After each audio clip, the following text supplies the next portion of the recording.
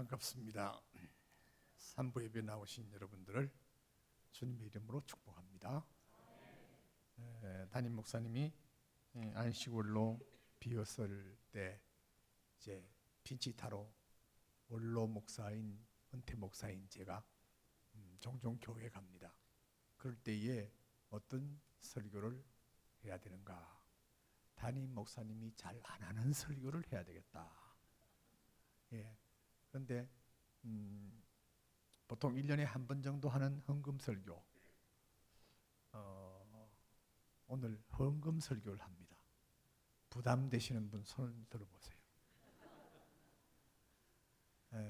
어린 시절에는 집에서도 봉사하고 뭐 헌신하고 하는 거 부담을 느낍니다. 또 부모의 가르침에 대해서 부담을 느끼기도 합니다. 그러나 배워야 합니다. 헌금에 대해서는 대단히 중요한 부분입니다. 이것은 초대교회와 또한 종교개혁자와 또한 성경이 어떻게 말하는가 하는 것은 제대로 배우고 그 말씀에 따라서 살 때에 하나님께서 주시는 놀라운 은혜와 축복이 풍요요 부입니다. 부모가 자식들이 이 땅 위에 사는 동안 풍부하게 풍요롭게 살기를 다 원합니다. 우리 하늘에 계신 아버지께서도 마찬가지입니다. 이 땅 위에 아무리 강박하고 힘든다고 할지라도 하나님의 자녀가 이 세상에서 풍요하게 살기를 원하시는 것입니다. 그래서 이 헌금에 대해서는 바로 성경적으로 아셔야 한다고 봅니다. 교회가 인위적으로 지나치게 헌금을 강요하는 것은 옳지 않습니다. 그러나 성경이 어떻게 말하고 있는가 하는 것에 대해서는 분명하게 정립을 하고 또 우리 후손들에게도 가르쳐야 한다는 것입니다. 마태복음 6장 24절 우리 함께 읽습니다. 한 사람이 두 주인을 섬기지 못할 것이니 호기를 미워하고 저를 사랑하거나 호기를 중히 여기고 저를 경히 여김이라. 너희가 하나님과 재물을 겸하여 섬기지 못하느니라. 세상 사람들은 하나님을 섬기지 아니하면서 그들이 섬기는 것은 축소하고 따지고 보면은 물질입니다. 물질의 노예가 되어 있습니다. 돈이면 다라고 생각합니다. 그러나 우리는 돈의 필요성을 압니다마는 그러나 돈이 없으면 못 산다고 절대로 말하지 않고 하나님 없이는 못 산다. 아멘입니까? 모든 물질을 공급하는 분은 하나님이기 때문에 하나님 없이는 살 수 없다 하는 것이 우리가 일생 동안 고백해야 될 것입니다. 아니면 잘못하면 물질의 노예가 되고 마는 것입니다. 요한 웨슬레 종교개혁자는 나는 지갑이 회심하지 않는 자의 회개를 인정할 수 없다. 그렇게 말했습니다. 물질에 대한 하나님 앞에서 투명한 회개가 있어야 된다 하는 것입니다. 세상에서도 물질을 잘못 다루게 되면 참으로 힘든 삶을 삽니다. 그런데 하나님 백성은 말할 것도 없어요. 말할 것도 없어요. 하나님 백성이 이 물질에 대해서 제대로 관리하지 못하면 하나님의 축복을 받을 수가 없는 거예요. 한국 선교 초기에 그의 교파마다 선교사가 있었습니다. 그러면서 그때는 조선시대지요. 선교사들이 1년에 한두 분씩 수양회를 합니다. 목회하는 목사들을 불러놓고 그다음에 가르치는 거예요. 목회를 어떻게 해야 되는가 할 때에 이때에 첫 번째 강사가 나와서 하는 말이 목사님들 회개하십시오 이랬단 말이에요. 근데 조선의 목사님들이 무슨 말이야? 회개라니. 회개는 선교사들이 해야 돼. 새벽 기도를 해, 금식 기도를 해, 철야 기도를 해. 우리는 금식 기도하고 철야 기도하고 새벽 기도하고 그래서 말로 다 할 수 없는 고난 가운데서 우리가 목회하는데 회개하라니. 두 번째 말이 더 기가 막혔습니다. 왜 조선의 그리스도인들을 성도들을 가난뱅이로 만듭니까? 아니 무슨 말이야. 갈수록 태산이네. 가난한 성도들을 위로하고 격려하고 하늘 소망을 주면서 목회하고 있는 우리에게 가난뱅이로 만들다니. 그런데 세 번째가 목사님들에게는 대단히 충격적이었습니다. 왜 그렇다고 한다면, 가난뱅이로 안 받는다고 한다면 왜 헌금 설교를 하지 않습니까? 헌금을 가르치지 않습니까? 이래 된 거예요. 많이 심은 자는 많이 거두고 적게 심은 자는 적게 거둔다고 분명히 말했고, 우리가 구원은 믿음으로 받지만은 축복은 하나님의 말씀을 순종함으로 심어야 되지 않습니까? 라고 말할 때에, 그때에 그 조선의 목회자들은 맞다, 너무나 힘들게 사는 성도들에게 헌금 설교를 하기가 힘드니까 되도록이면 피했고 안 했다. 그런데 알고 보니까 결과적으로 성도들을 가난뱅이로 만들지 않았느냐. 회개하고 그들이 돌이키고 그들이 하나님 앞에서 이제는 내가 담대하게 부담이 된다 할지라도 헌금 설교를 하자 해가지고 그 이후부터 한국 교회가 부흥의 파도를 탔다는 거 아니겠습니까? 여러분들, 오늘 저도 처음으로 온 강사로서 헌금 설교, 인기 없는 설교 한다는 게 왜 부담이 안 되겠습니까?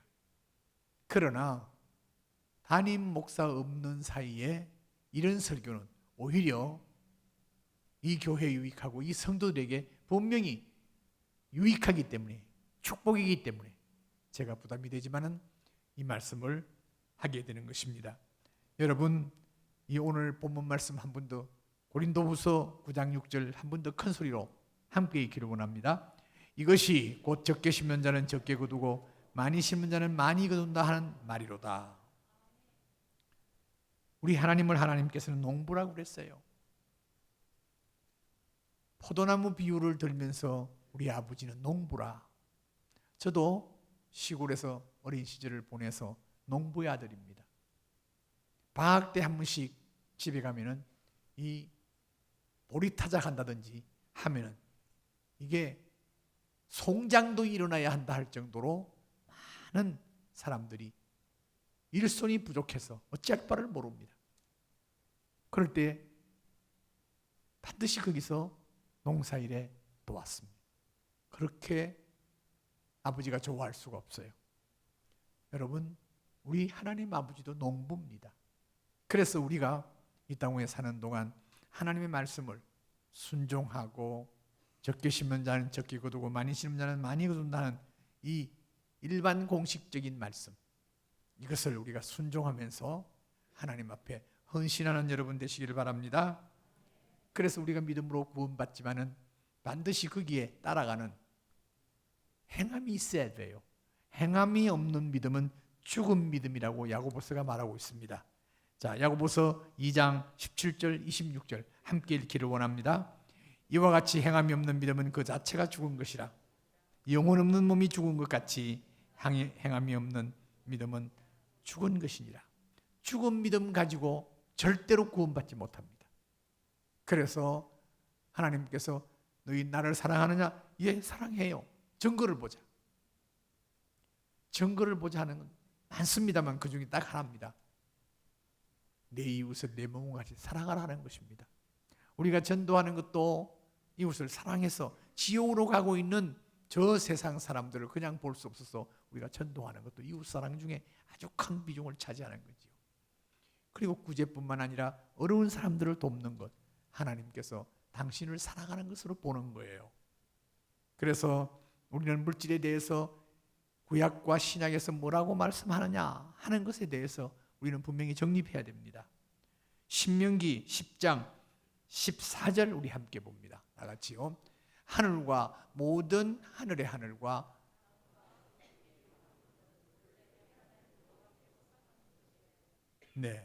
하늘과 모든 하늘의 하늘. 꼭 시편에 나오는 시적인 표현 같습니다. 아닙니다. 이것은 신명기에 나오는 말씀입니다. 천문학을 하는 사람만 이것이 확실히 이해를 해요. 하늘 하나라고 보지요. 우리는 볼 때. 그러나 그 하늘이 하나가 아니에요. 하늘과 모든 하늘과 하늘의 하늘과 이 온 우주 만물의 모든 것이 만물은 본래 내 하나님 여호와께 속한 것이로되 소속이 하나님께 속했단 말씀이에요. 그 하나님이 저와 여러분의 아버지인 것입니다. 할렐루야. 그러니까 우리 아버지가 얼마나 놀랍고 위대하신지 몰라요. 그런데 신약에는 뭐라고 말하는 거면은 고린도전서 10장 26절에 이렇게 말합니다. 다 같이요. 이는 땅과 극이 충만한 것이 주의 것임이라. 하나님께 것이다. 하나님 것이다. 그러니까 우리는 불과 미약한 존재라고 보지만은 우리의 아버지는 위대하신 여호와 하나님이다, 그 말씀이에요. 그 하나님이 우리를 너는 내 아들이요 내 딸이라고 하고 우리의 삶 가운데 우리를 지켜주신다고, 함께 하신다고 약속하셨어요. 얼마나 놀라워요. 세상에 가장 복된 사람들이 예수 믿는 사람들이에요.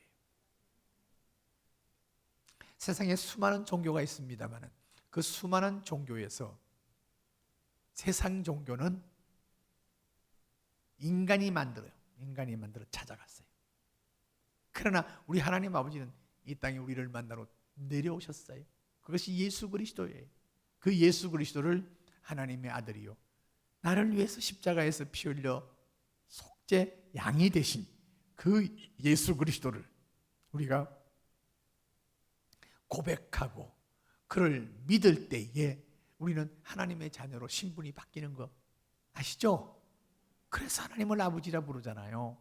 그런 하나님 아버지의 자녀들인 우리들이 이 땅 위에 살 때에 복되게 사는 것을 원하고 계시는 줄 압니다.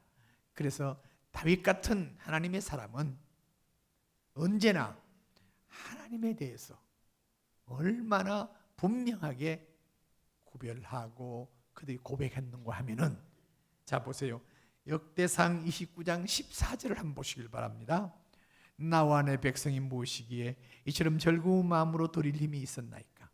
모든 것이 주께로 말미암아 싸우니 우리가 주의 손에서 받은 것으로 주께 드렸을 뿐이니이다. 그가 소원하는 것은 하나님의 전, 하나님의 성전을 짓는 것을 소원했어요. 그러나 하나님께서 허락하지 않았어요. 그 대신 너희 아들 솔로몬에게 그것을 넘겨라. 그런데 솔로몬이 짓도록 그냥 다 맡긴 것이 아니라 당신이 그 필요한 모든 자재와 필요한 모든 물질은 다 준비했어요. 다 준비했어요. 그래서 그것을 바치면서 하는 말이, 내가 이렇게 기쁨으로 드릴 수 있는 힘을 하나님 주셨사오니 감사합니다. 이것은 내 힘이 아닙니다. 하나님께서 하게 하셨습니다. 하나님을 높이고 찬양하는 이 다윗. 그래서 다윗을 향해서 하나님께서 이새의 아들 다윗을 보니 내 마음에 합한 자다. 내 마음에 꼭 든다고 그랬어요. 여러분 모두가 이 대동교회 성도들을 보니 내 마음에 합한 자라는 소리를 모두가 다 듣는 여러분들 되시기를 바랍니다. 이 땅 위에 사는 많은 하나님의 사람들이 있습니다만 그 중에 역사적으로 물질에 대해서 아주 하나님 앞에 복을 많이 받았고 그 앞에서 순종한 사람을 소개하기를 원합니다. 그 사람은 존 D 록펠러예요. 록펠러라는 사람. 지금까지 이 땅 위에 산 사람들 가운데 최고 부자예요. 지금의 이 소위 부유하다고 하는 빌리 게이츠보다도 3배 더 부유를 소유하고 있었습니다. 그런 100년 가까이 삶을 살았습니다만 어릴 때부터 하나님 앞에 참 충성을 했어요. 어떻게 했느냐? 그는 어릴 때부터 아르바이트를 하고 그 한 주일에 시급을 받잖아요. 받으면은 그거 1불 50센트를 받아서 어머니에게 드렸어요.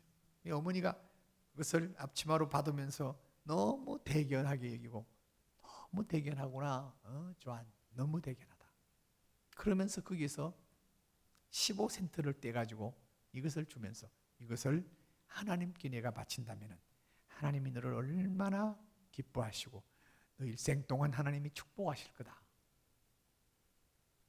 그 소리를 듣고 그는 어릴 때부터 뭐 심부름값을 받든지 무슨 돈이 있든지 어떤 것이 됐든 10분의 1을 떼서 바치기 시작했습니다. 그가 고백하기를, 내가 그 어릴 때에 1불 50센트에 1불 50불에서 1불 50센트에서 15센트를 11조를 바치지 않았다고 한다면 내가 100만 불을 벌었을 때에 11조를 못했을 것이다.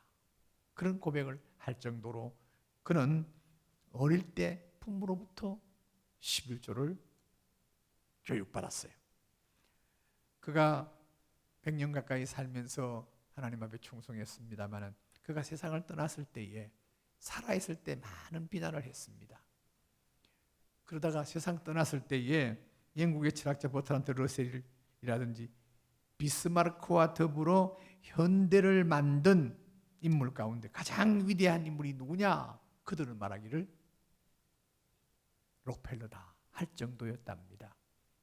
그가 50세 되기 전에도 물론 열심히 신앙생활을 하면서 헌신을 했습니다마는 50세 때 병이 들었어요. 병원마다 다녀서 병명이 나오지 않고 점점 생명은 꺼져들어가는 그와 같은 병을 앓았습니다. 그때 그는 하나님 앞에 내가 하나님 앞에 잘못한 게 뭐가 있는가 하고 돌이켜 보면서 그가 하나님과 더불어 새롭게 그는 다짐을 했습니다. 하나님 앞에 정말 이제는 빈틈없이 충성하겠다고. 그럴 때 하나님께서 그 병을 고쳐주셨어요. 고쳐주셔서 지금까지도 많은 부를 가졌습니다만 50대 이후에 더 놀라워. 그래서 그에게 얼마나 많은 부를 주셨는가 하면은 의학연구소 12개, 그리고 단과대학을 12개, 그리고 시카고 대학을 비롯한 종합대학을 또 몇 개, 그리고 4,928개의 교회를 세웠어요. 뉴욕에 가면 허드슨 강이 있습니다.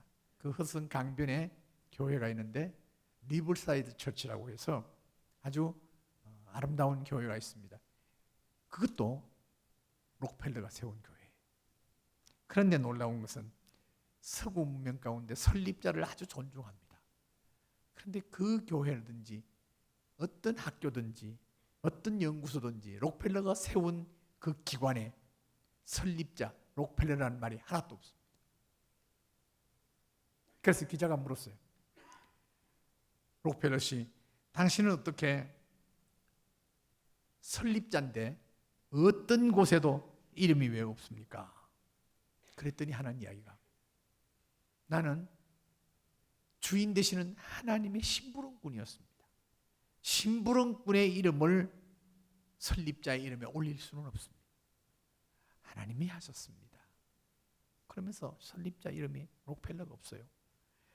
그는 많은 사회 이야기 공헌을 했습니다마는 자녀들한테도 너무나 바로 가르쳐서 그의 손자인 넬슨 오드리치 록펠러는 뉴욕 주지사를 했고 미국 부통령까지 올랐고요. 남동생 원스텀 로트웰러는 아칸소스 주사가 되었고 또 4세는 버지니아 주의 또 지사가 되었고 사회적으로 또 상원의원이 나왔고 이런 많은 이 영향력을 끼치게 되었습니다. 어떤 사람이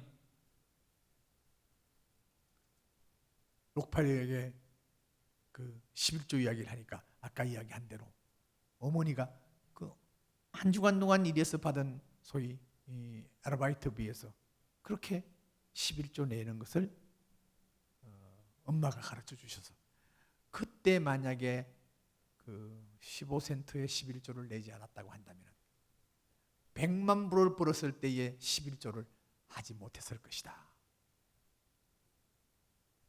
여러분 11조가 많아질수록 시험에 든다는 거 있죠. 그래서 어떤 분이 11조가 많아지는데 시험에 들어서 목사님 기도해 주세요. 내가 11조가 많아질수록 아까운 생각이 들고 시험에 듭니다. 기도합시다. 목사님이 어떤 목사님이 있나? 기도합시다 하면서 어떤 기도를 했는가 하면 하나님 이 형제가 11조가 많아지면서 지금 시험에 든다고 합니다. 소득을 줄여주십시오. 그렇게 기도했더니 아닙니다 목사님 아닙니다. 그 기도 취소입니다. 사람이 참 간사하지요. 10분의 1이 많아진다는 건 10분의 9도 그만큼 많다는 거 아니겠습니까? 그걸 보지 않고 요거 내는 거 이걸 아까워하는 그 마음이 우리들의 연약한 마음입니다. 여러분 모두에는 11조를 내면서 기쁘고 감사하면서 내는 여러분 되시길 바랍니다. 11조뿐만 아니에요. 일반 헌금, 필요한 교회에서 헌금을 할 때에 찬스다. 무슨 찬스? 재테크의 찬스다. 나에게 하나님께서 축복을 하시기 위해서 주신 기회다 하고 감사헌금, 선교헌금, 절기헌금 어떤 걸 열심히 기쁨으로 하는 여러분 되시길 바랍니다. 그래서 그것을 자녀한테 가르쳐야 돼요. 자녀한테 철저히 가르쳐야 돼요. 따라 하십시다. 11조는 우리의 신앙 고백이다. 11조를 그저 일반 헌금으로 생각하지 말고 이것은 신앙 고백이다 하는 생각으로 하셔야 돼요. 그럴 수밖에 없는 것이 이것은 율법에서 나오는 게 아니에요. 율법은 아브라함의 아들 이삭, 이삭의 아들 야곱가에서 그 야곱의 아들 중에서 12아들 중에 레위에게서부터 그 광야 생활에서 11조가 나오기 시작했잖아요. 그러니까 그건 율법이다. 이래가지고 율법으로 하는 건 우리가 상관없다 라고 말하는 사람이 있습니다만 그렇지가 않습니다. 이것은 아브라함 때부터 11조, 아브라함이 멜기세덱에게 11조를 바친 것을 우리는 창세기 14장 17절로 20절에서 우리는 알 수가 있습니다. 그러니까 율법이라고 말하는 사람은 그건 성경에 무식한 사람이고 또 그것을 듣고 옳시구나 좋다 11조 안 해도 된다. 그것은 자기가 가난하려고 작정한 사람이에요. 저는 지금 나이가 80이 내년이에요. 그러니까 79이에요. 그런데 저는 철저하게 지금도 11조 또 우리 아이들도 11조 또 우리 손자, 손녀한테도 용돈을 주면서 이거 11조 얼마인 줄 아니? 11조 꼭 내도록 합니다. 왜냐하면 그들이 하나님의 축복을 받도록 해야지. 부모가 언제까지 그를 뒷바라지 합니까? 부모는 한계가 있어요. 그러나 우리 하나님은 하늘의 소유주 하나님이 우리 아버지이기 때문에 그분께 자녀들을 맡기는 거예요. 그래서 우리는 자녀들에게 유산을 남기는 것이 아니라 우리는 재산이 있다고 한다면은 하나님이 기뻐하는 대로 그 재산을 기부하고 나누고 이렇게 하면서 하나님께 자녀를 맡길 수 있어야 됩니다. 그때 하나님께서 자녀들에게 복을 주세요. 믿습니까, 여러분들? 그것이 우리의 철학이 되어야 돼요. 그래서 어릴 때부터 교육되어져야 합니다. 삶으로 가르친 것만 남는다. 김장한 이 목사님의 아들 김요셉 목사님이 쓴 책이에요. 그래서 아이들에게 철저하게 11조도 가르치고 봉사도 가르치는 역사가 있기를 바랍니다. 두 번째, 11조는 풍성한 삶을 약속합니다. 다 같이요. 11조는 풍성한 삶을 약속합니다. 말라기 3장 11절로 12절을 우리 함께 읽습니다. 만군의 여호와가 이르노라. 내가 너희를 위하여 메뚜기를 금하여 너희 토지 소산을 없애지 못하게 하며 너희 밭에 포도나무 열매가 기한 전에 떨어지지 않게 하리니 너희 땅이 아름다워지므로 모든 이방인들이 너희를 복되다 하리라. 만군의 여호와의 말씀이니라. 여기서 메뚜기를 금하여 하는 이것이 사실은요 에켈이라고 하는 원문인데 그 당시 황충이라는 것이 황충. 이 황충을 금하여 농경사회에서 농사는 참 애써서 땀 흘리고 지었는데 황충이 와서 다 먹어버렸다. 이같이 허탈한 것이 없지요. 그래서 하나님께서 황충을 금하겠다. 이거는 막 먹어치우는 그러한 같은 이 곤충이에요.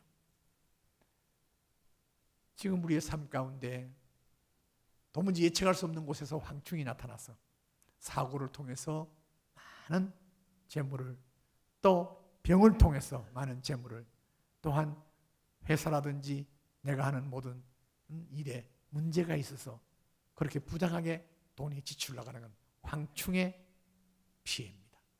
그런 황충이 하나님께서 역사하지 못하도록 막아주겠다고 하셨습니다.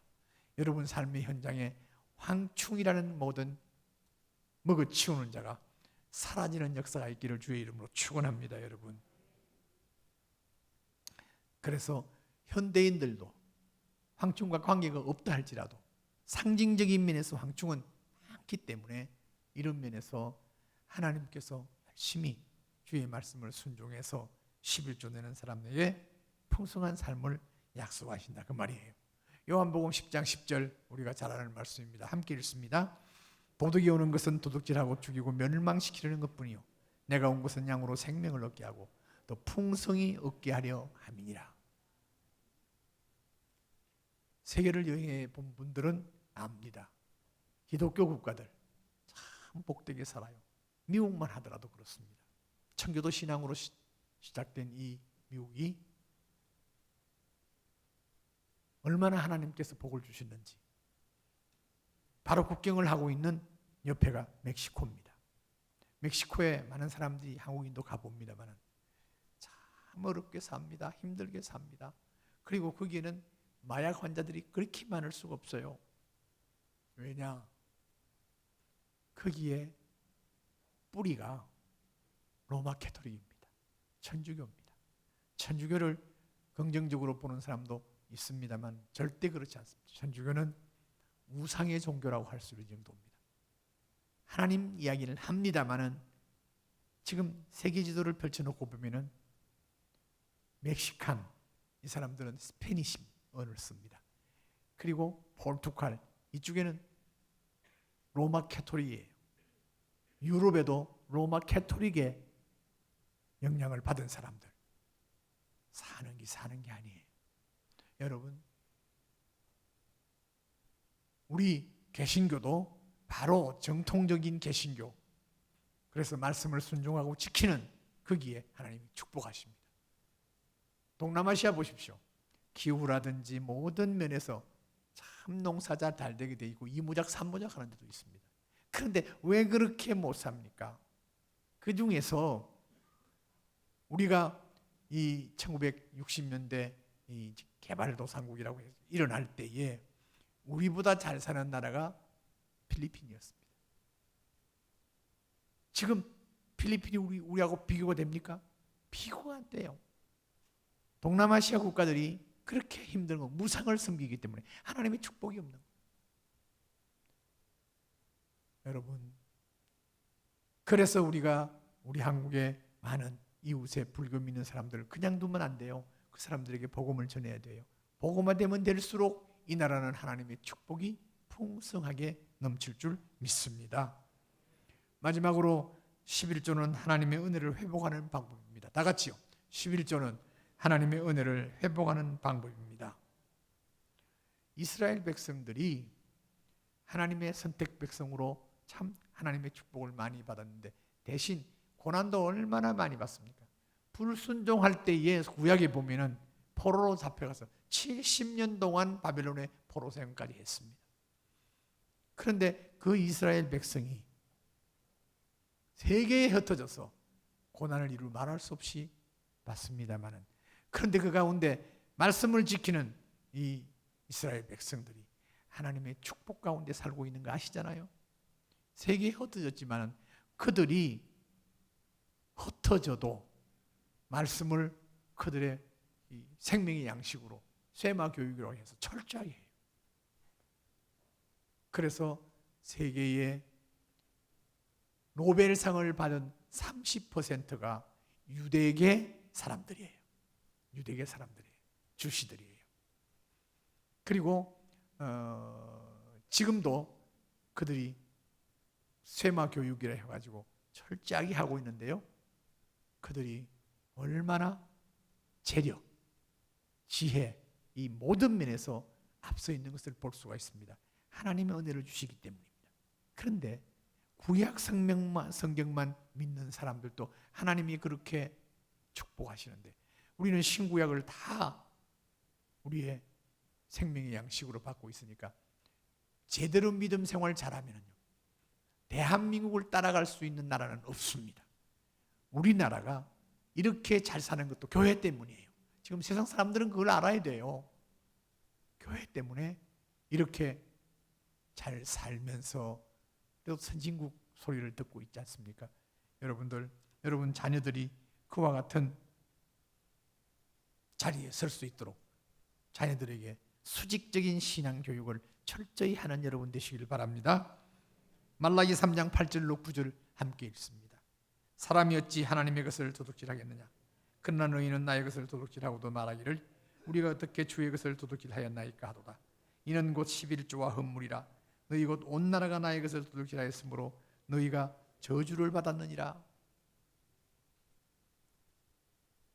이스라엘 백성들이 고난받고 저주받은 것은 하나님의 말씀을 불순종했기 때문이에요. 그래서 지금도 신약에서 11조를 강조하지 않지 않습니까? 자, 예수님이 뭐라고 말씀하시는가 한번 보십시오. 마태복음 23장 23절입니다. 다 같이요.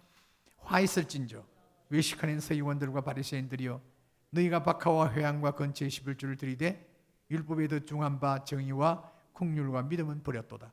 그러나 이것도 행하고 저것도 버리지 말아야 할지니라. 예수님께서 한마디로 끝냈어요. 신약 시대에는 아예 11조 내고 안식일 지키는 것은 아예 보편적이었어요. 새롭게 무슨 하는 게 아니었어요. 새 계명은 하나님을 사랑하고 이웃을 사랑하는 것. 그 이웃 사랑 안에 다 포함되어 있는 거예요. 여러분, 우리가 11조 안 내고 하는 거 하나님께서 하나님이 그것을 도둑질했다고 그래요. 하나님이 우리의 생명을 공급하시고 하나님이 건강을 공급하시고 모든 것을 다 공급하시는 하나님이 그것을 내가 도둑질해가지고 복을 받겠어요? 이 가운데 다 11조 내고 있을 줄 압니다만 혹시 그 가운데서 안 내고 있는 분들 회개하시고 11조 잘라 먹지 말기를 바랍니다. 아멘. 이것이 하나님이 말씀하시는 거예요. 하나님 그 도둑질하지 마세요. 그래서 그걸 어떻게 지키느냐? 크로스로, 네트로, 다시 말하면 회사에서 주는 사례 중에서 월급 중에서 세금 떼고 주는데 세금 포함해서 11조 내야 되느냐, 세금 떼고 11조 내야 되느냐, 그것은 여러분들의 믿음대로 하시면 돼요. 그러나 나의 수입이 되는 것 중에서 아예 일정한 것을 아예 11조 안 한다 하는, 이것은 하나님이 이것을 도둑질하는 거예요. 또 그 가운데 11조 가지고 구제하고 11조 가지고 성교원금하고 11조 가지고 고향교회 보내고 11조 가지고 형제들 하나인데 보내고, 이거 아니에요. 제 동생이 둘이가 목사입니다마는 우리 형님들이 어렵게 개척하고 힘드니까 거기에다가 11조 보낸다는 소식이 들리더라고요. 그래서 동생한테 확인했어요. 확인했더니 유구무원이냐, 유구무원이야. 분명히 이 11조는 형님이 다니는 교회에 내야 됩니다. 이렇게 말을 안 한 거예요. 그래서 확인하고 11조는 반드시 본교회, 내가 영적 양식을 먹는 본교회에다가 11조를 내고 10의 9 가운데 그건 내 것이잖아요. 나에게 주신 것. 거기에서 여러분들이 선교 헌금하고 청제 돕고 시골교회 교회 봉사하고 돕는 거, 그런 걸 하시는 거예요. 그럴 때 하나님께서 그것은 바로 11조뿐만 아니라 모든 게 재테크가 돼요. 나의 재산을 불리는. 그래서 성경은 분명히 말하기를 하나님이 주시는 재테크는요, 미니멈 30배, 60배, 100배 준다고 그랬어요. 얼마나 놀라워요. 우리 하나님이 인색한 분이 아니에요. 그러니까 하나님께 11조 드리는 것도 아까워하지 말고 그것도 하나님께서 우리에게 주시는 축복의 씨앗이죠. 뿐만 아니라 감사헌금, 모든 절기헌금, 모든 것 하나님 앞에 헌물하는 것, 모든 것이 하나님께서 받으시고 거기에서 미니멈 30배, 60배, 100배의 축복을 주실 줄 믿으시길 바랍니다. 저는 그래서 주일마다 주일마다 저 형편대로 하나님 앞에 반드시 감사한 겁니다. 제목이 없으면 범사에 감사합니다. 반드시. 왜냐하면 그것이 하나님 앞에 드릴 때에 하나님께서 은혜를 주시는 줄 믿기 때문입니다. 그래서 말라기 3장 10절은 한 번 더 읽어요. 이거 아주 중심되는 말씀이에요. 다 같이요. 만군의 11조가 만군의 하나님이 이르노라. 너는 너희의 온전한 11조를 창고에 들여 나의 집이 양식이 있게 하고 그것으로 나를 시험하여 내가 하늘의 문을 열고 너희에게 복을 쌓을 곳이 없도록 붙지 아니하나 보라. 우리는 하나님 시험하지 말라고 그랬어요. 그러나 여기는 시험하라고 그랬어요. 11조 하나님께 드려봐라. 하나님께서 우리에게 하늘 문을 열고 복을 쌓을 곳이 없도록 붙지 아니하나 보라 했어요. 그래서 하나님 앞에 여러분 자녀에게 유산 남길 생각하지 말고요.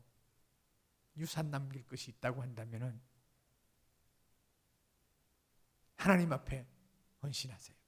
그럼 하나님이 받으시고 30배, 60배, 100배로 자녀들에게 내가 가장 관심을 갖는 자녀들에게 축복하실 줄 믿으시길 바랍니다.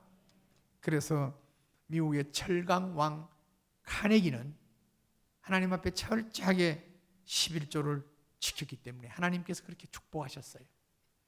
뿐만 아니라 백화점 왕 와나메이카도 하나님 앞에 철저하게 11조 바치고 헌신함으로 말미암아 그는 백화점 왕이 됐어요. 뿐만 아니라 코카콜라가 지금 세계 어느 곳에 가도 코카콜라를 먹을 수 있습니다. 그 코카콜라의 창시자가 아사 캔들이라고 하는 사람입니다. 이 사람 알코올 중독자였는데 그가 하나님 앞에 돌아와서 제일 먼저 순종한 것이 11조였어요. 하나님 앞에 헌금했어요. 그로 통해서 세계 모든 사람들이 마시는 코카콜라 크기의 창시자가 된 거예요. 여러분들, 저는 여러분들에게 정말 하나님의 똑같은 자녀로서 하늘의 축복을 차고 넘치게 받는 성도가 되기를 원합니다. 여러분 자녀들도 그렇게 되기를 원합니다. 그렇다고 한다면 온전한 11조를 드리고 또 교회가 필요로 할 때 언제든지 주머니를 열고 내 형편껏 최선을 다해서 하나님 앞에 헌신하는 여러분들 되실 때 하나님께서 여러분과 여러분들의 후손을 축복해 주실 줄 믿습니다. 기도하십시다.